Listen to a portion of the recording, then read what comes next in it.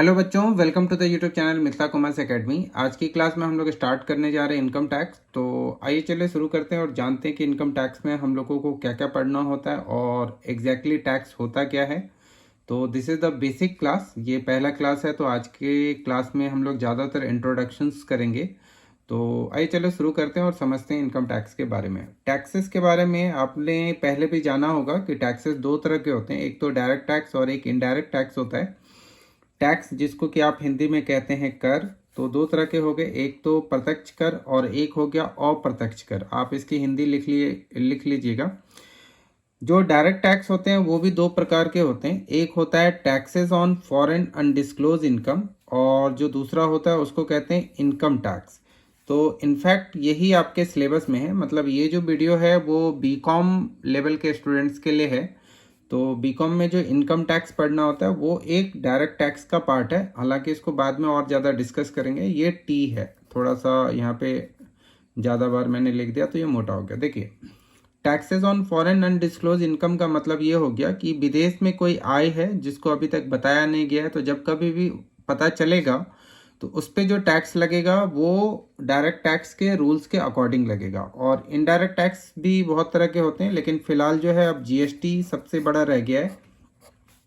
जैसे कि value added tax जिसको वैट कहते थे शॉर्टकट में, ये अब खत्म हो गया। एंटरटेनमेंट टैक्स थोड़ा सा राज्य सरकार कभी कभी लगाती हैं। तो ये सब आपके सिलेबस में नहीं है, आपके सिलेबस में केवल जीएसटी है, ये आप ध्यान रखिएगा। और एक इनकम टैक्स है। जीएसटी में भी आपका थ्योरेटिकल क्वेश्चंस आता है और इनकम टैक्स से बहुत अलग अलग तरीके का क्वेश्चन आता है। तो जैसे थ्योरी भी आता है और प्रैक्टिकल भी आता है, मेरा कहने का ये मतलब है।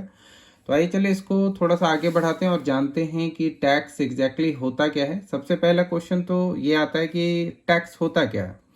तो टैक्स जो है वो एक प्रकार का आपका योगदान है। कंट्रीब्यूशन का मतलब यहाँ पर हो गया योगदान है सरकार को, या फिर आप ऐसा कह सकते हैं कि ये एक प्रकार का फी है। ये एक प्रकार का फी है जो सरकार आपसे वसूल करती है, चार्ज करती है। ठीक है, किस पर? तो हो सकता है वस्तु पर या आपकी आमदनी पर या किसी अन्य गतिविधियों पर आपसे लेती है।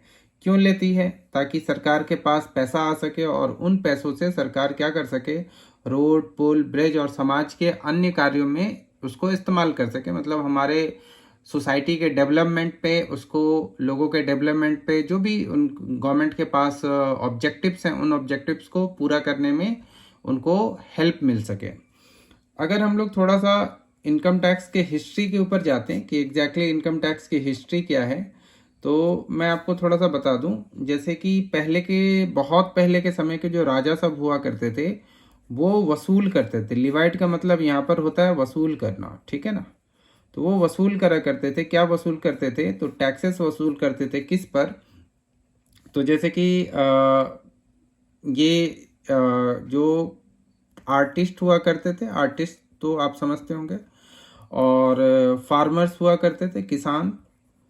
उसके बाद जैसे कि व्यापारी हुआ करते थे, ट्रेडर्स। तो इनके एक्टिविटीज़ पर क्या करते थे कि पहले कुछ कुछ टैक्स वसूल करा करते थे। कि अगर आप जैसे फार्मर्स हैं तो वो अगर खेती करेंगे तो उनको अनाज के रूप में कुछ देना पड़ेगा। ट्रेडर्स हैं, व्यापारी हैं, तो उसको गोल्ड कॉइन के रूप में कुछ देना पड़ेगा। तो ये राजा सब क्या करते थे कि वसूल करा करते थे इन द फॉर्म ऑफ, जैसे देखिएगा कि गोल्ड कॉइन्स हो गया, कैटल का मतलब यहाँ पे पशु हो गया, या फिर अनाज के रूप में या कच्चा माल के रूप में उनसे वसूल करा करते थे। धीरे धीरे इससे रिलेटेड नियम बनते गए। मतलब जो पुराने राजा थे वो अपने प्रजा से क्या करते थे, तो कुछ न कुछ उनसे लिया करते थे। और बाद में इसके ऊपर एक रूल्स बनते गए कि हाँ, एक सिस्टम चलता गया। आप इस तरीके से कह सकते हैं कि एक सिस्टम बन गया। क्या सिस्टम बन गया? तो टैक्स लेने का मतलब पैसा लेने का एक सिस्टम बनता चला गया। बाद में इसके ऊपर जो है स्पेशल कुछ कानून भी बना। तो जैसे इसका जो हिस्ट्री है वो 1860 से आता है कि सर जेम्स विल्सन थे एक, तो इन्होंने सबसे पहले इसको इंट्रोड्यूस किया था कि सभी को एक बराबर देना पड़ेगा टैक्स, ठीक है। और यहाँ से जो पैसा आता था उसको उस एरिया के डेवलपमेंट में लगाया जाता था। ये पर्पस था टैक्स का। यही आज के डेट में क्या हो गया, यही पर्पज आज के डेट में सबसे मेन पर्पज होता है कि अगर हम आपसे टैक्स कलेक्ट करेंगे, मतलब कुछ आपकी आमदनी का कुछ हिस्सा अगर सरकार आपसे लेती है तो उस हिस्सा को वापस आप ही के ऊपर खर्च किया जाएगा। ये ऑब्जेक्टिव होता है। अगर भारत में देखें इनकम टैक्स का जो इतिहास है वो क्या है, वो देखिए कि हमारे भारत में इनकम टैक्स एक्ट जो है 1/4/1962 से लागू हुआ था। तो उसका जो नाम है वो नाम है इनकम टैक्स एक्ट 1961। अब आप बोलेंगे 1/4/1962 से लागू हुआ लेकिन बना 1/4/1961 में, ये क्या है? तो पहले बना होगा और उसके बाद ये इम्प्लीमेंट हुआ होगा, तो इसीलिए हम लोग बोलते हैं कि इनकम टैक्स एक्ट जो लागू हुआ, मतलब पूरे भारत में जो लागू हुआ, वो 1/4/1962 से लागू हुआ और उसका नाम है इनकम टैक्स एक्ट 1961। यहाँ पर हमारे पास जो इनकम टैक्स एक्ट 1961 है उसमें कुल 298 सेक्शंस हैं, सेक्शंस जिसको कि आप धारा बोलते हो। तो कुल जो धारा है वो 298 है और कुछ शेड्यूल्स भी हैं। इन शेड्यूल्स में पर्टिकुलर सेक्शंस का एक एक्सप्लेनेशन है या फिर कुछ स्पेशल बातें, इनको आगे चल के हम लोग और भी समझेंगे। तो आपको ये ध्यान रखना है कि इनकम टैक्स एक्ट जो इम्प्लीमेंट हुआ था, मतलब हमारे यहाँ पे जो लागू हुआ था, वो 1/4/1962 से लागू हुआ था। उसमें कुल 298 सेक्शंस हैं और जो ये 14 शेड्यूल्स हैं।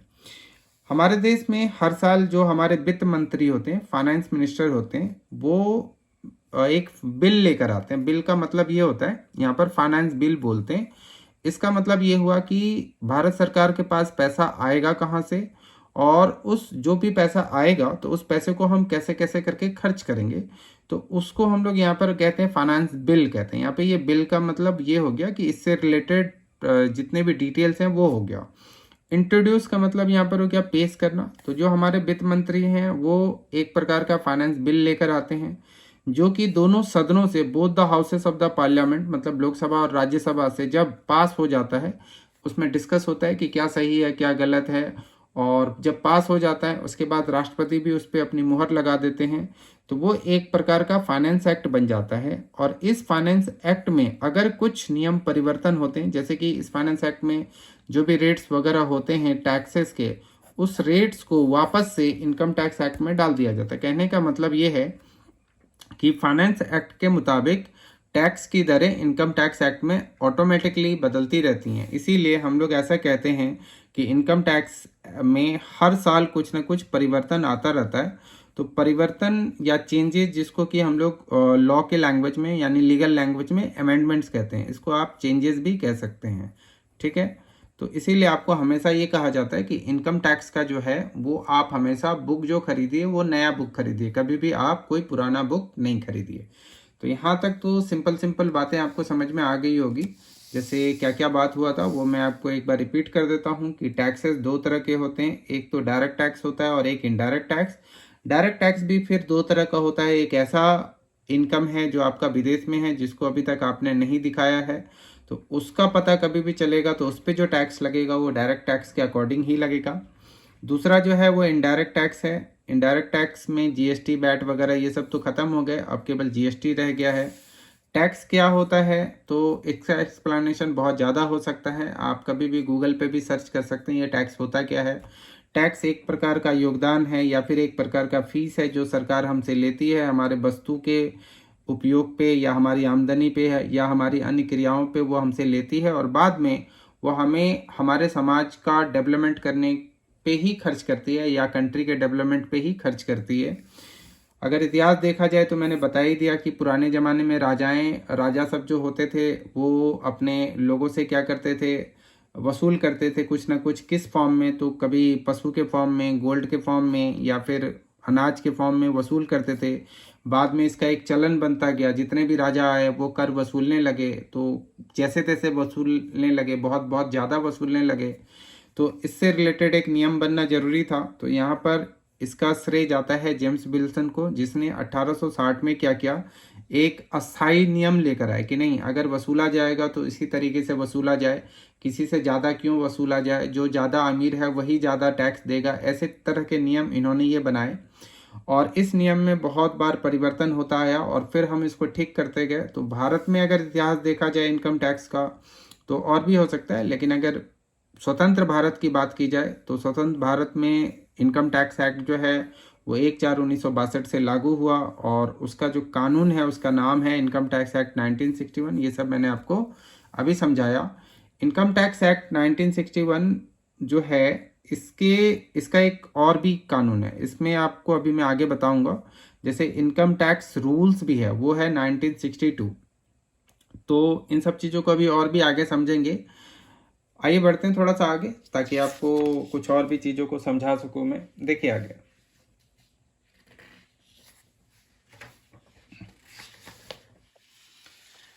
जैसे अभी आपको मैंने बताया कि इनकम टैक्स पे जो है, एक मिनट, ये देखिए, अगर इनकम टैक्स एक्ट की बात करें तो इनकम टैक्स एक्ट 1961 में 298 सेक्शंस हैं, 14 शेड्यूल्स हैं।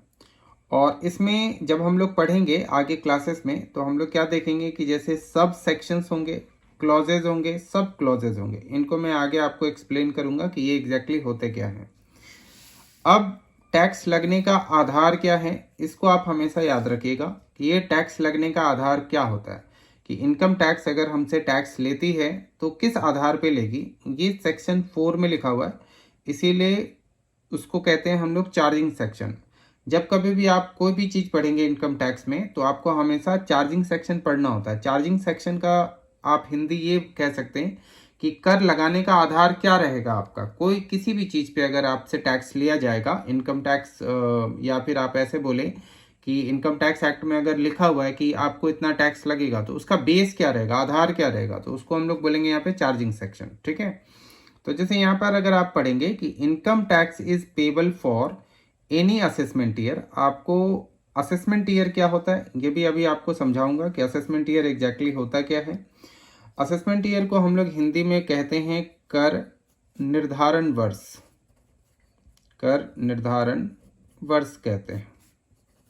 ठीक है, ये आप ध्यान रखिएगा। जैसे आप जो पढ़ाई कर रहे हैं, तो आपका जो कर निर्धारण वर्ष है वो है 2023-24। ठीक है, ये बोलेंगे आपका जो प्रीवियस असेसमेंट ईयर है वो है 2023-24। तो लिखा हुआ है कि income tax is payable for any assessment year at the rate specified in the annual finance act.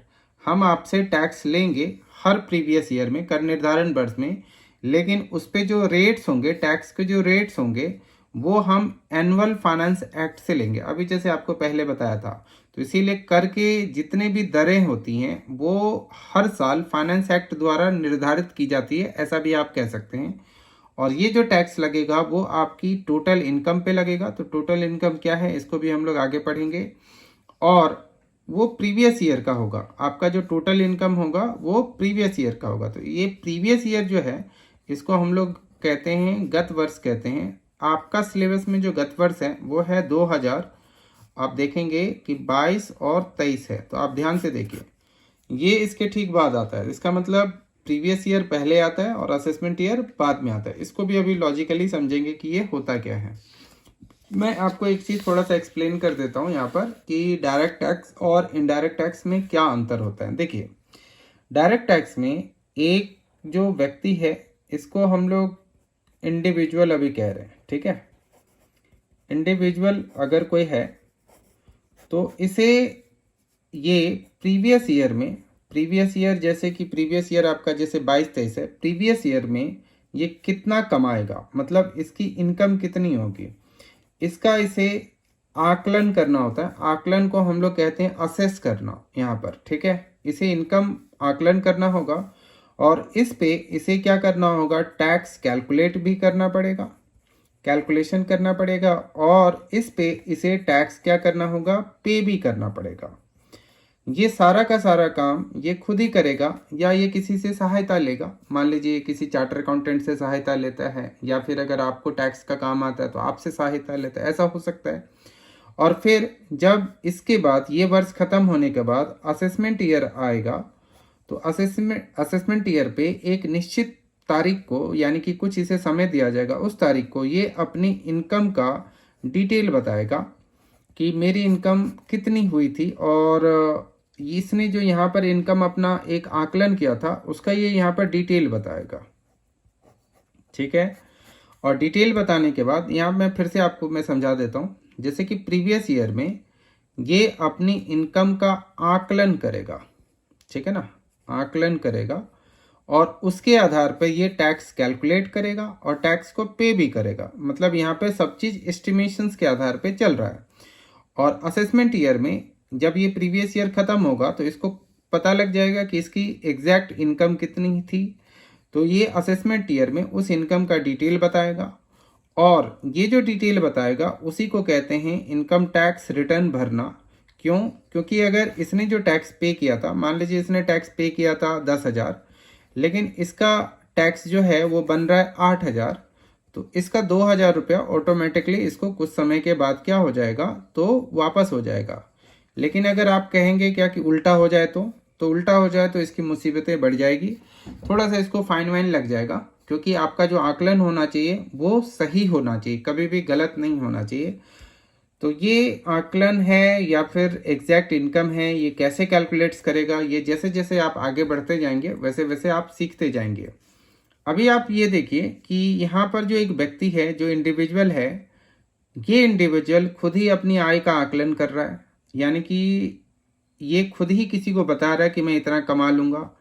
तो फिर उस पर टैक्स का भी कैलकुलेशन ये एक प्रकार से खुद ही कर रहा है, और टैक्स पे करने की जिम्मेवारी भी इसी के ऊपर है।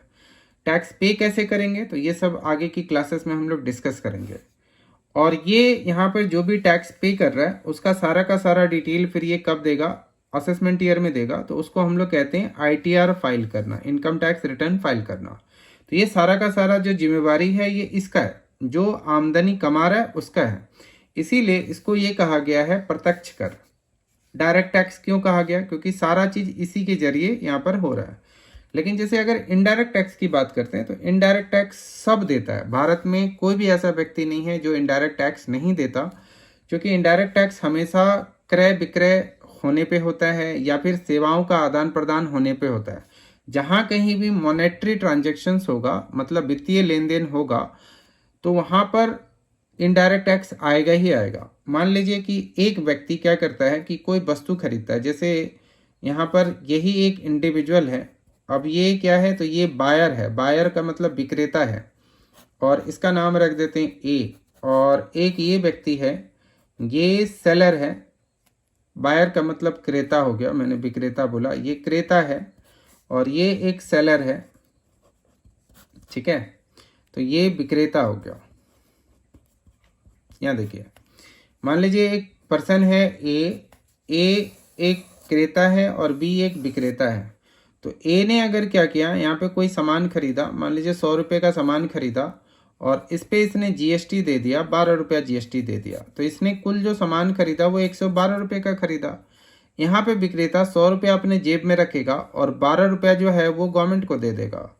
तो एक प्रकार से जो टैक्स दे रहा है वो ए ही दे रहा है, लेकिन ए खुद नहीं दे रहा है, ये जिम्मेवारी उसने बी को दे दिया, और बी की ये ड्यूटी है कि ये टैक्स वो क्या करे, सरकार को दे। अब अगर बी ये 12 रुपया सरकार को नहीं देता है तो ऐसे केस में ए के ऊपर कोई लीगल ऑब्लिगेशन नहीं बनता, यानी कि ए इस कानून को तोड़ने के लिए जिम्मेवार नहीं होगा। इसकी सजा किसको मिलेगी, तो बी को मिलेगी। तो दैट्स वाई यहाँ पर जो टैक्स पे किया जा रहा है वो पे कर रहा है, ए ही दे रहा है टैक्स, लेकिन ए खुद नहीं देकर बी के द्वारा दे रहा है गवर्नमेंट को टैक्स यहाँ पर।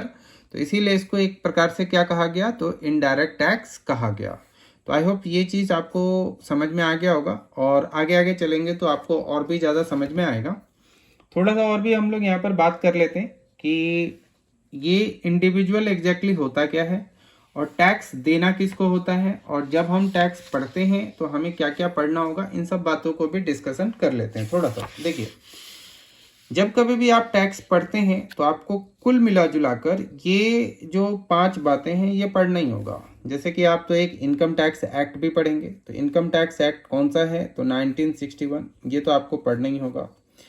आपको फाइनेंस एक्ट भी थोड़ा बहुत पढ़ना होगा, लेकिन जैसे बीकॉम लेवल पे हम लोग पढ़ाई कर रहे हैं तो उतना फाइनेंस एक्ट नहीं पढ़ना होता। फाइनेंस एक्ट की हमें केवल दरें जो होती है वो लेनी होती है, वो ऑटोमेटिकली बुक्स में गिवन होता है। इनकम टैक्स रूल्स भी है 1962, इसका भी रेफरेंस रहेगा, तो ये भी हम लोग देखते रहेंगे। कभी कभी हम लोगों को सर्कुलर और नोटिफिकेशंस, जो कि हमारे देश में एक बोर्ड है जिसका नाम है central board of direct tax, यही हमारे देश में प्रत्यक्ष कर को मतलब प्रत्यक्ष कर को एडमिनिस्ट्रेट करने के लिए जिम्मेवार है।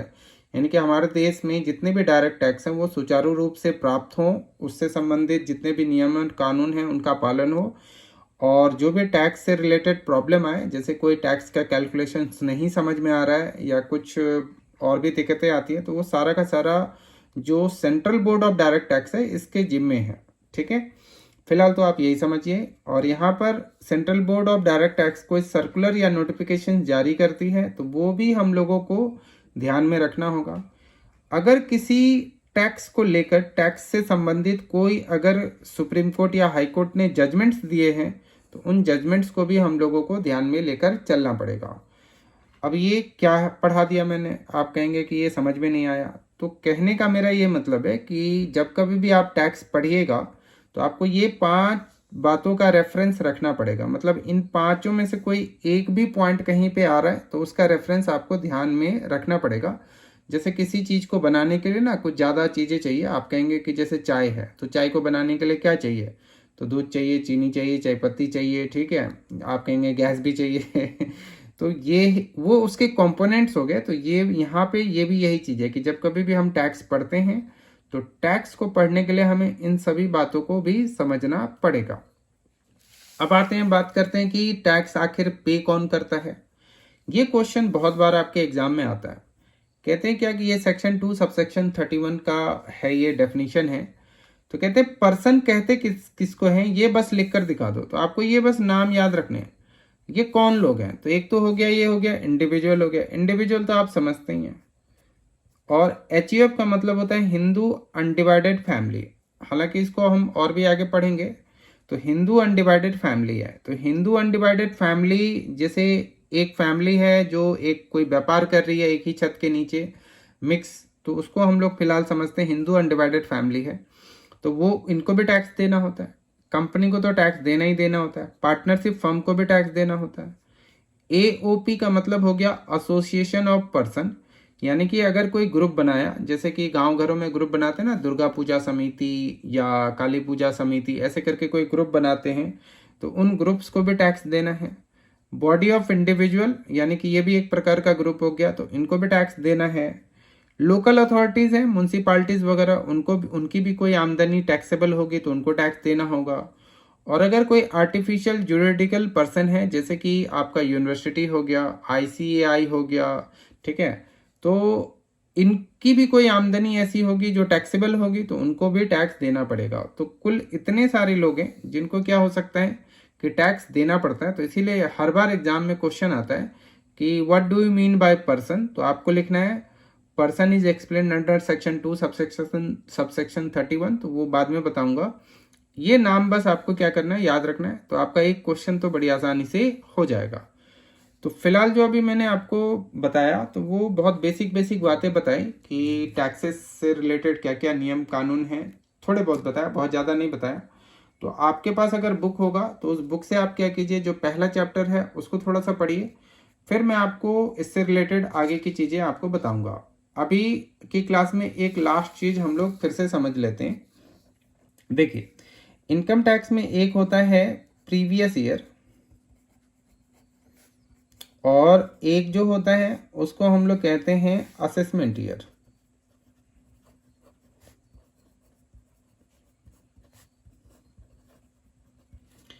जैसे आपका जो प्रीवियस ईयर है वो 1/4/2022 को शुरू होगा और 31/3/2023 में ये ख़त्म हो जाएगा।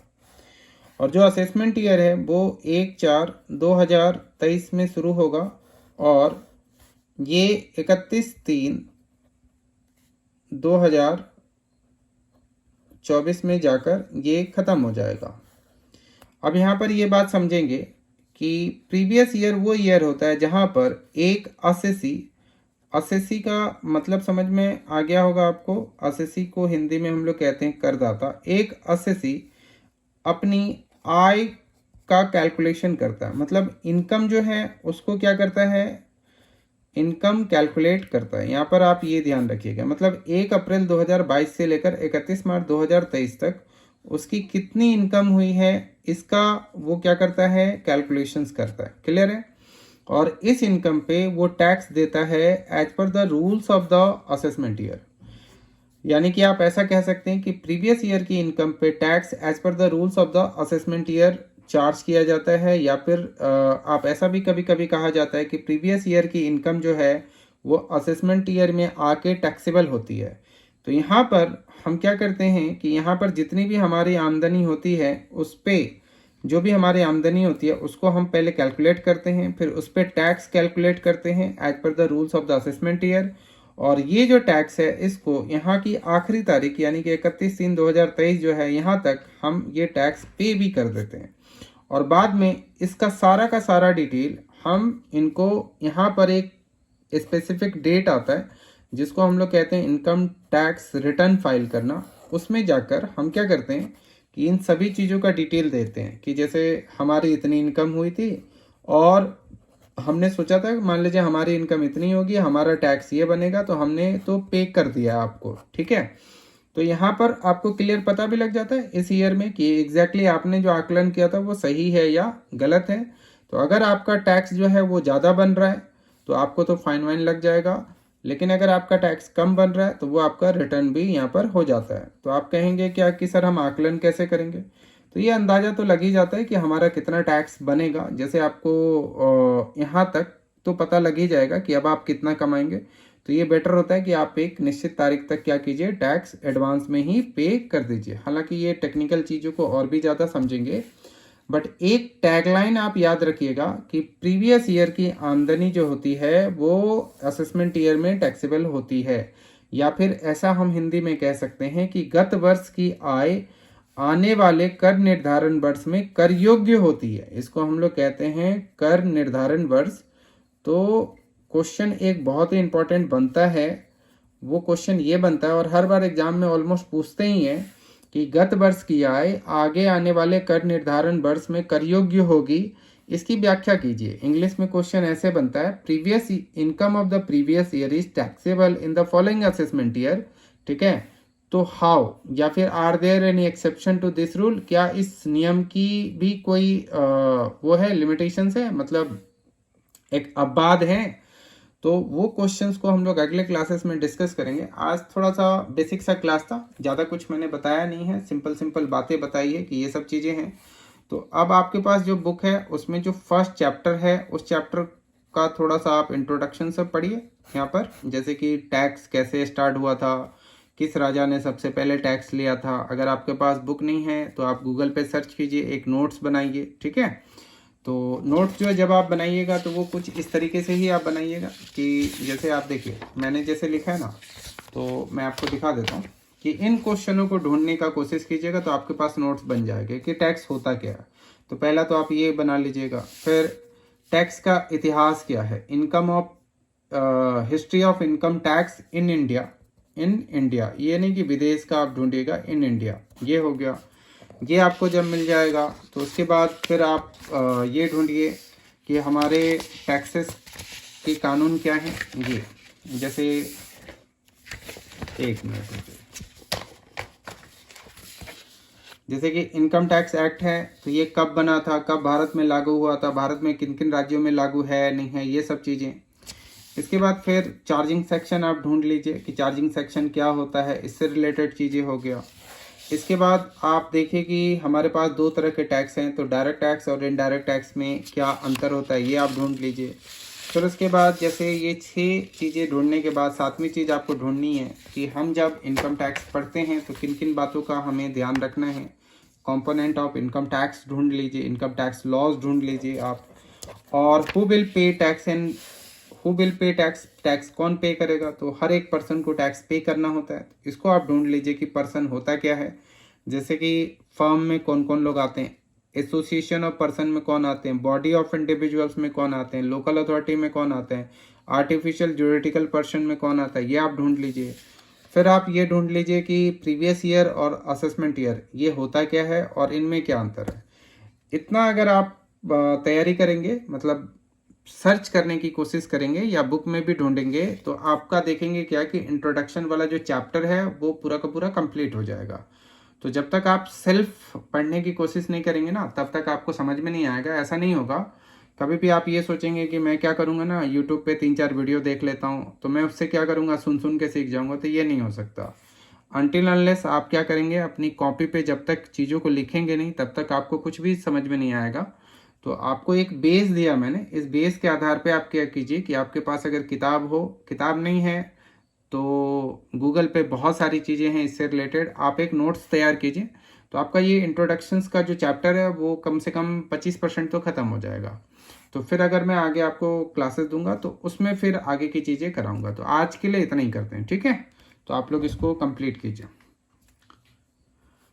तो आज की क्लास में इतना ही। Thanks for watching the video. We will continue in next class. Thank you so much. Good bye.